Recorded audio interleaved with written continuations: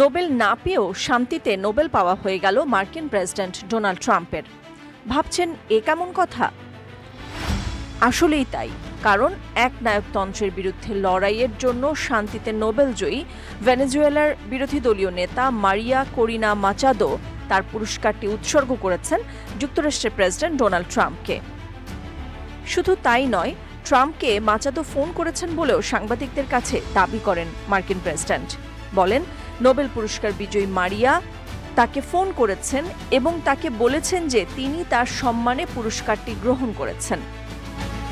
শান্তিতে নোবেল ঘোষণার পর সন্ধ্যায় এ বিষয়ে প্রশ্ন করা হলে ট্রাম্প সরাসরি কমিটির সিদ্ধান্তের সমালোচনা করেননি। তবে তিনি বেশ কয়েকটি যুদ্ধ সমাধানের জন্য নিজেকে কৃতিত্ব দেন এবং তাই তার পুরস্কারটি প্রাপ্য ছিল বলে জানান।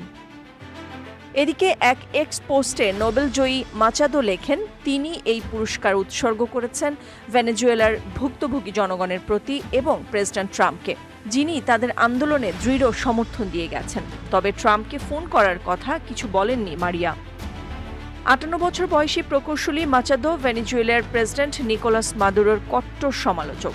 2024 সালে ভেনেজুয়েলার আদালত প্রেসিডেন্ট পদে তার প্রার্থী হওয়ার পথ বন্ধ করে দেয়। বর্তমানে তিনি আত্মগোপনে আছেন। এর আগে শান্তিতে নোবেল ঘোষণার পর হোয়াইট হাউস ট্রাম্পের পরিবর্তে ভেনেজুয়েলার বিরোধী নেতাকে শান্তি পুরস্কার প্রদানের জন্য নোবেল কমিটির সিদ্ধান্তের সমালোচনা করেন। হোয়াইট হাউস জানায়, নোবেল কমিটি শান্তির চেয়ে রাজনীতি বেছে নিয়েছে।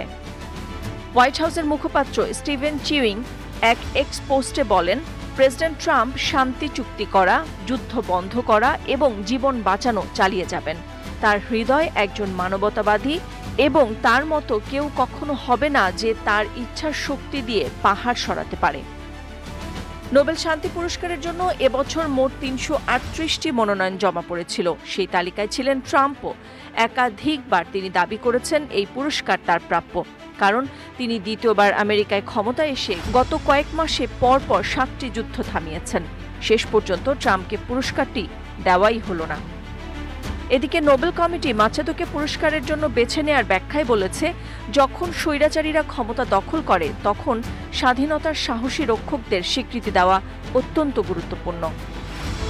ট্রাম্পের পররাষ্ট্রমন্ত্রী মার্কো রুবিও যখন সিনেটর ছিলেন, 2024 সালের আগস্টে যুক্তরাষ্ট্রের কয়েকজন কংগ্রেস সদস্যদের সঙ্গে যৌথভাবে তিনি মাচাদোকে নোবেল শান্তি পুরস্কারের জন্য মনোনয়ন দিয়েছিলেন।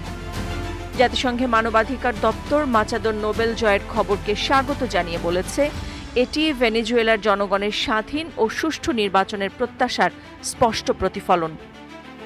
তবে নোবেল পুরস্কার প্রতিষ্ঠাতা আলফ্রেড নোবেলের মৃত্যুবার্ষিকীতে আগামী 10 ডিসেম্বর অসলোর পুরস্কার বিতরণী অনুষ্ঠানে মাচাদো উপস্থিত থাকতে পারবেন কিনা তা এখনও অনিশ্চিত। নোবেল শান্তি পুরস্কারের 124 বছরের ইতিহাসে বেশ কয়েকবারই এমন ঘটেছে।